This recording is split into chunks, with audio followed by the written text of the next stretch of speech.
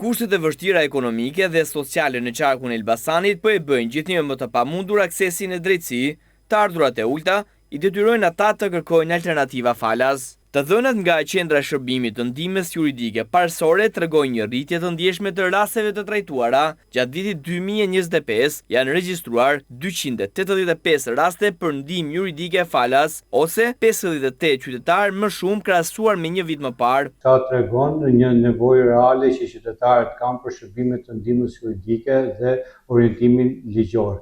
Nëse do të krahasojmë me një vit më parë, dhe 2024-ën, i cilën janë trajtuar 227 raste, vëret një rritje e dukshme e rasteve. Kjo vjen si rezultati i pamundësisë ekonomike që qytetarët kanë, pasi siç e dimë, shumica janë shtesa vulnerabël dhe me pamundësi ekonomike.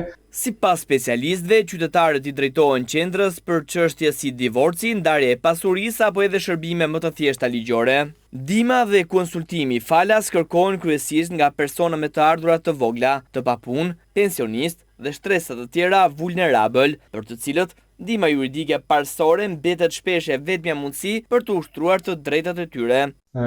Qytetarët drejtohen pranë qendrës, qoftë për një këshillim ligjor, ndihmë në përpilimin e një shkresë ankese drejtuar një institucioni të ndryshëm të administratës shtetërore, për çështjet e pronësisë, zgjedhjet e martesës, pjesëtimi i pasurisë, qoftë për shërbimet e e-Albanias, pasi shumë qytetarë nuk kanë të mundur aksesimin në e-Albania dhe për këtë gjë ndihmohen falas nga ana jonë, qoftë në gjendjen e certifikateve pronësie, në hapjen e portalit të e-Albanias, por dhe në rihapjen e tij kur është bllokuar.